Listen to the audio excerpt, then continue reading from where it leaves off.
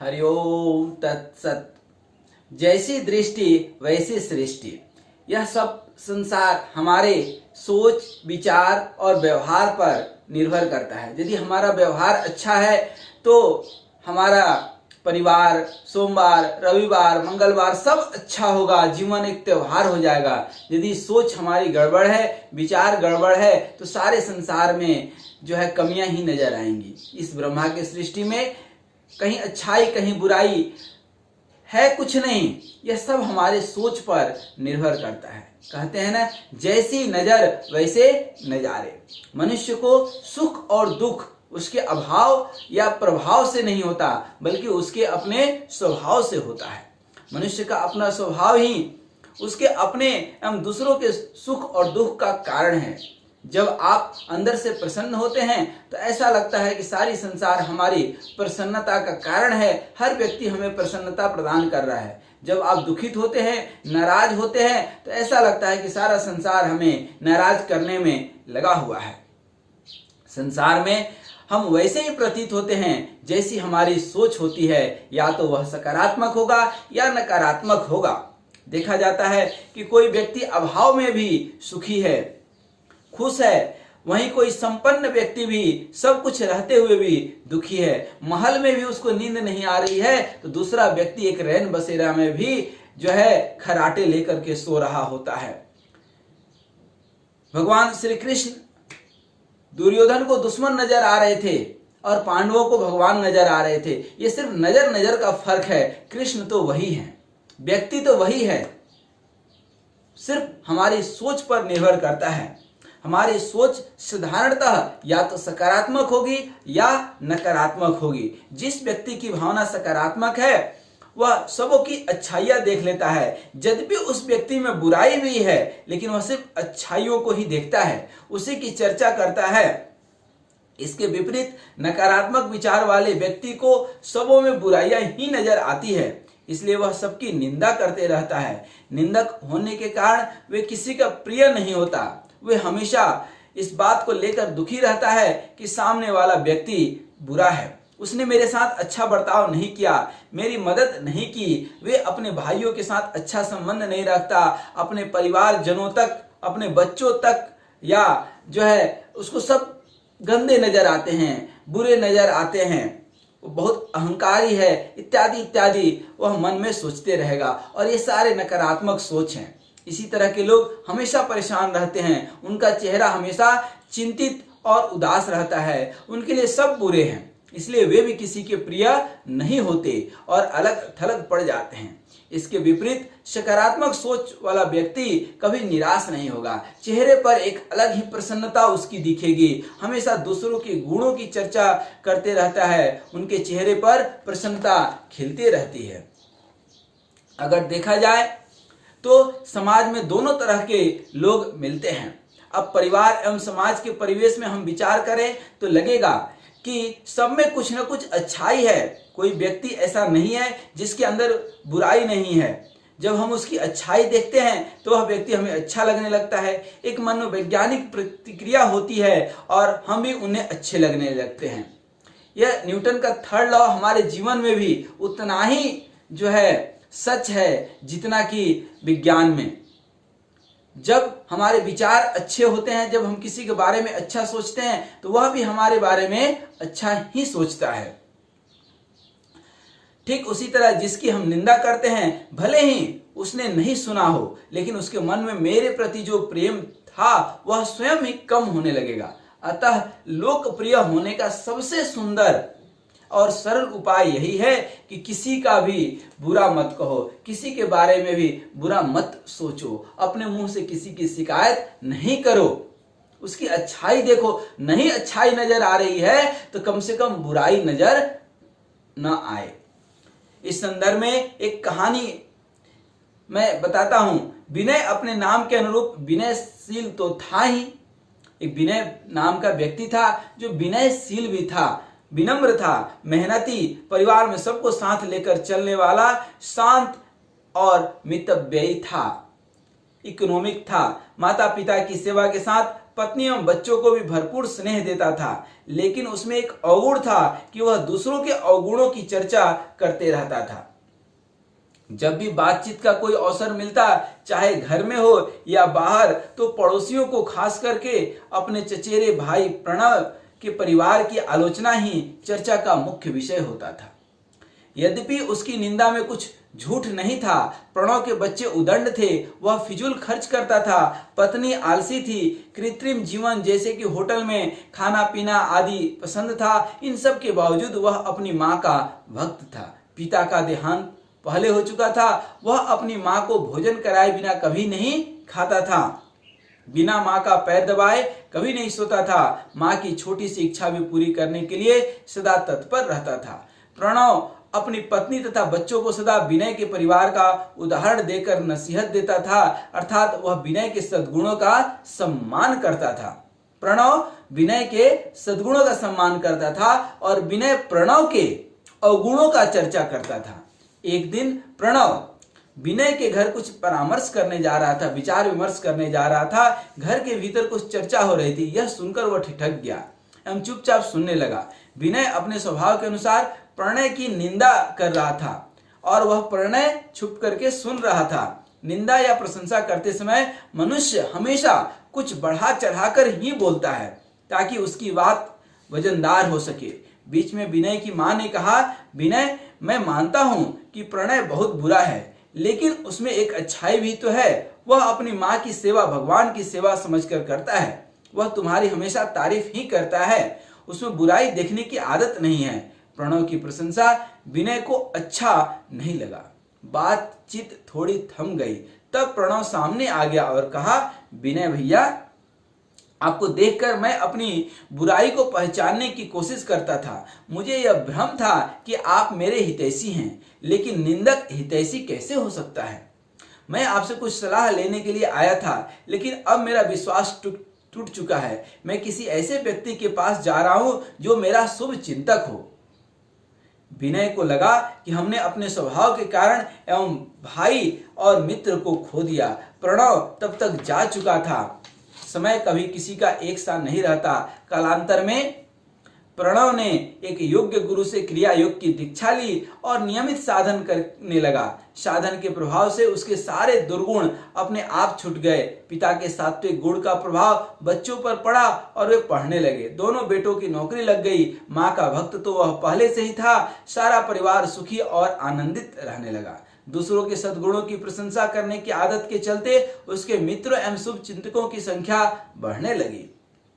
इधर विनय निंदा करने की आदत के चलते सबसे कटते गया एवं बिल्कुल अकेला पड़ गया। उसके घर जाना किसी को गंवारा नहीं लगता था, क्योंकि लोगों को लगा कि जब दूसरों की निंदा मेरे समक्ष करता है तो निश्चित रूप से मेरी निंदा भी दूसरों के समक्ष जरूर करता होगा।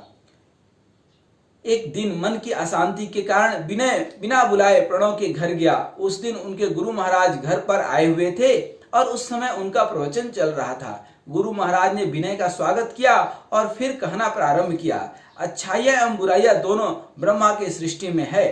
केवल अच्छाइयों से संसार नहीं चल सकता। सभी विद्वान हों तो संसार कैसे चलेगा? क्योंकि चपरासी कौन होगा, फिर ड्राइवर कौन होगा, स्वीपर कौन होगा? एक के बिना दूसरे का अस्तित्व नहीं है। अतः किसी की बुराइयों की चर्चा करना ब्रह्मा के सृष्टि में दोष निकालना है। हाँ, अगर किसी की कोई बात बुरी लगती है तो बिना कहे इस बात का प्रयास करे कि वह दोष मुझ में नहीं आवे। मानकर चलिए कि सब अच्छा है तो आप भी सबके लिए अच्छे हो जाएंगे। लोकप्रिय बनने का सबसे सहज उपाय यही है कि किसी को बुरा मत कहो। हमेशा दूसरों की अच्छाइयों एवं अपनी बुराइयों पर दृष्टि रखो। इससे तुम्हारे भीतर सारी अच्छाइयां आ जाएंगी एवं बुराइयां कब चली जाएंगी पता ही नहीं चलेगा। याद रहे कि जब तक लोगों की बुराइयां दिखलाई पड़ती हैं तब तक उसके प्रति प्रेम पैदा नहीं हो सकता। अगर सब में बुराई दिखाई पड़े तो किसी से प्रेम नहीं होगा। इसका परिणाम यह होगा कि आपके प्रति भी किसी का प्रेम नहीं रहेगा। ऐसे लोगों का जीवन नीरस हो जाता है। अतः हमेशा दूसरों की अच्छाइयों की चर्चा कीजिए तथा अपनी बुराइयों पर विचार कीजिए। अपने बुराइयों को दूर करने की कोशिश कीजिए। और इससे पूरे जीवन प्रेम पूर्ण हो जाएगा। अब विनय को ऐसा प्रवचन सुनकर लगा कि ये सारी बातें उसके लिए ही कही जा रही हैं, क्योंकि ये सारे अवगुण कहीं न कहीं उसके अंदर भी थे। विनय चुपचाप उठा, गुरुदेव को प्रणाम कर प्रणव का अभिनंदन किया और चला गया। उस रात सोने के समय उसने मन ही मन 3 संकल्प लिए, और यह संकल्प विनय ने लिए, लेकिन हम सबके लिए है कि मैं झूठ नहीं बोलूंगा। अगर कभी बोलना पड़ा तो उस दिन भोजन नहीं करूंगा। मैं परिग्रह नहीं करूंगा, अर्थात धन की अनावश्यक संचय नहीं करूंगा। अपने उपार्जित धन से ही जीवन यापन करूंगा। मैं किसी से कुछ नहीं लूंगा। यदि स्नेहवश किसी ने कुछ दे दिया जो परिग्रह के अंतर्गत आता हो तो मैं किसी अच्छे काम में उसे लगा दूंगा। मैं किसी की न तो निंदा करूंगा और न किसी के सामने अपनी प्रशंसा करूंगा। ये बातें विनय ने किसी से नहीं कहा। दूसरे दिन उसकी पत्नी स्वभाववश प्रणव की कुछ बुराइयों पर चर्चा करने लगी। विनय कुछ बोला नहीं। उसकी पत्नी को लगा कि मेरी बातें उन्हें अच्छी नहीं लगी। धीरे धीरे घर का माहौल बदलने लगा।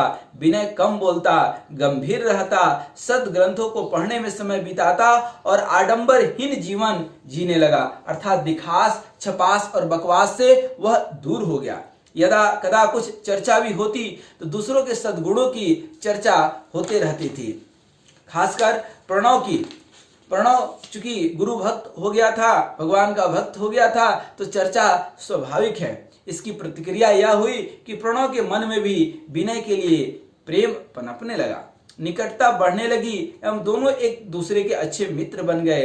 दोनों के बीच हमेशा अच्छी चर्चा होती थी। एक व्यक्ति जो अपने नकारात्मक सोच के चलते अपने भाई से अलग हो गया था, सकारात्मक सोच आते ही अब अभिन्न मित्र बन गए। सकारात्मक और नकारात्मक सोच के बीच का अंतर अब थोड़ा सा हम लोग चर्चा कर ले। सकारात्मक और नकारात्मक में अंतर क्या है? नकारात्मक और सकारात्मक। नकारात्मक, मुझसे यह काम नहीं होगा। नकारात्मक, मुझसे यह काम नहीं होगा। सकारात्मक क्या हो गया? मैं यह काम करके रहूंगा। नकारात्मक कहता है यह आदमी अच्छा नहीं है। सकारात्मक व्यक्ति कहता है कि इस व्यक्ति में कुछ अच्छाई अवश्य होगी। नकारात्मक कहता है कि यह कार्य संभव नहीं है। सकारात्मक कहता है कि कुछ भी दुनिया में असंभव नहीं है। नकारात्मक कहता है मैं नहीं खाऊंगा। सकारात्मक व्यक्ति कहता है कि भूख तो नहीं है, यद्यपि अन्न का अनादर नहीं करूंगा, थोड़ा सा प्रसाद के तरह जरूर चखूंगा। नकारात्मक कहता है कि मैं नहीं जाऊंगा। सकारात्मक कहता है मुझे अवश्य चलना है। वह यह कार्य नहीं कर सकता है, उसमें क्षमता है, वह चाहेगा तो अवश्य कर लेगा। कौन जानता है मरने के बाद क्या होगा? प्रत्येक कर्म का फल होता है, अतः मरने के बाद कर्म फल भोगना पड़ेगा, ऐसा सकारात्मक व्यक्ति कहता है। पता नहीं इस कार्य का परिणाम क्या होगा और भगवान सब अच्छा करेंगे, ऐसा सकारात्मक व्यक्ति सोचता है। कहीं बेटे का अनिष्ट न हो जाए, भगवान हमारे बेटे की रक्षा करेंगे, भगवान हमारे सुहृदयी हैं, हमारे बेटे का कुछ नहीं बिगड़ेगा। मेरा भविष्य अंधकारमय दिखाई पड़ता है, मैं प्रयास करूंगा, भगवान जो करेंगे अच्छा करेंगे। यही देखिए नकारात्मक और सकारात्मक, इधर नकारात्मक और ये सकारात्मक के बीच अंतर समझते जाइएगा। मुझसे साधन भगवत भजन नहीं हो सकेगा, और सकारात्मक क्या कहता है कि मैं साधन रोज करूंगा, भगवान का भजन करूंगा, चाहे जितनी भी बाधाएं आ जाएं, इससे मुझे कोई डिगा नहीं सकता है। मेरा दुख दूर हो, सबका दुख दूर हो। अंतर यही है, मेरा दुख दूर हो और यहां पर क्या है, सबका दुख दूर हो। गुरु से प्राप्त साधन से पता नहीं कुछ होगा या नहीं, भगवान की भक्ति करने से कुछ होगा या नहीं। सकारात्मक कहता है कि गुरु भक्ति से ही सब कुछ होने वाला है, भगवान की कृपा से ही सब कुछ होने वाला है। नकारात्मक कहता है कि हर व्यक्ति में कुछ न कुछ बुराई है। सकारात्मक व्यक्ति कहता है कि हर व्यक्ति में कुछ न कुछ अच्छाई है। नकारात्मक व्यक्ति कहता है मैं किसकी मदद कर सकूंगा, सबकी मदद नहीं कर पाऊंगा। सकारात्मक कहता है कि मुझसे जितना बन पड़ेगा वह मैं सबके लिए करूंगा। दान से हम कितने का दुख दूर कर पाएंगे। सकारात्मक कहता है हमारे दान से यदि एक व्यक्ति एक क्षण के लिए भी सुखी हुआ तो मेरा जीवन सार्थक हो गया। किसी शहर में आग लग गई तो एक चिड़िया अपने चोंच में नदी से पानी भरती और ला करके उस आग पर डाल देती। तो कौवे ने हंस करके बोला, अरे नादान चिड़िए, पगली चिड़िए, क्या तेरे चोंच के पानी से इस शहर का आग बुझ जाएगा। चिड़िए ने कहा, ये मुझे भी मालूम है कि मेरे चोंच के पानी से आग नहीं बुझेगा, लेकिन यह भी सत्य है कि आग बुझाने वालों का जब इतिहास लिखा जाएगा तो उसमें मेरा भी आग बुझाने वालों में ही होगा। इस तरह से यह सकारात्मक है। भगवान का नाम लेने से क्या होगा, यह नकारात्मक व्यक्ति सोचता है। और सकारात्मक व्यक्ति सोचता है कि भगवान का नाम लेने से जब अजामिल, गणिका और न जाने कितने पापी लोग तर गए, प्रहलाद की रक्षा हो गई, द्रौपदी की रक्षा हो गई, तो हमारी भी अवश्य रक्षा होगी। नकारात्मक व्यक्ति कहता है कि हम यह काम कल कर लेंगे, बाद में कर लेंगे। और सकारात्मक व्यक्ति कहता है कि आज और अभी करेंगे। जो कल करे सो आज कर, आज करे सो अब, पल में परलय होएगी बहुया करेगा कब। इसलिए सकारात्मक और नकारात्मक में यही जो है अंतर है। जो अच्छा सोचता है उसको अच्छा फलता भी है जीवन में। अतः हमें अपने दृष्टिकोण को सकारात्मक बनाना चाहिए। क्रिया योग के या जीवन में श्रीमद् भागवत गीता का अध्ययन करके, नियमित अभ्यास करके अपने स्वभाव में परिवर्तन लाना चाहिए। नकारात्मक भाव के जाने एवं सकारात्मक भाव के आने से हम एक अलौकिक आनंद का जो है अनुभव करेंगे, अलौकिक आनंद से भर जाएंगे। जिस व्यक्ति या वातावरण से कल तक हम व्याकुल थे, जिस व्यक्ति विशेष से हम परेशान थे, सोच बदलने से वही सुखद जान पड़ता है। यही गुरु द्वारा प्रदत्त दिव्य दृष्टि है। जैसी दृष्टि वैसी सृष्टि। आइए हम लोग भी रोज साधन करें एवं साधना करें, सकारात्मक सोचें। सकारात्मक सोच को दिव्य दृष्टि प्राप्त कर भगवान के विराट रूप का दर्शन करें। हम हर जगह कण कण में शंकर का दर्शन करें। दृष्टि बदलते ही हमारे लिए सारी सृष्टि बदल जाएगी। एक छोटी कहानी के साथ अंत करेंगे। एक राजा बहुत परेशान था। वह गुरु जी के पास गया और कहता है कि आप कुछ ऐसा उपाय बता दीजिए कि हम जो चाहें वह हमें मिल जाए। गुरु जी कहते हैं कि जाओ, 1 साल तक सब कुछ हरा ही हरा देखो। हरा कपड़े पहनो, हरा महल, हरा सब कुछ, जो देखो वो हरा ही हरा दिखे। उसके बाद आप जो चाहोगे सो मिल जाएगा। ऐसा ही हुआ। राजा अपने महल को ग्रीन कलर से करवा दिया, हरे रंग से रंगवा दिया, अपने कपड़े हरे रंग का कर दिया, सब कुछ हरा रंग का कर दिया। अब क्या था, जहां देखता हरा ही हरा दिखता। लेकिन दुर्भाग्यवश एक दिन यही साधु महाराज, यही गुरुजी जा रहे थे, एक जगह पर भजन ध्यान कर रहे थे और उसी रास्ते से जो है राजा जा रहा था। राजा सारे अपने प्रजा को बोल दिया था कि हरा ही हरा कपड़ा पहनना है, क्योंकि मुझे हरा देखने के लिए कहा गया है। लेकिन अब साधु तो जो है वह केसरिया रंग के ही जो है अपने ही जो है वो पहनेंगे। तो अब साधु बाबा पे नजर पड़ गई।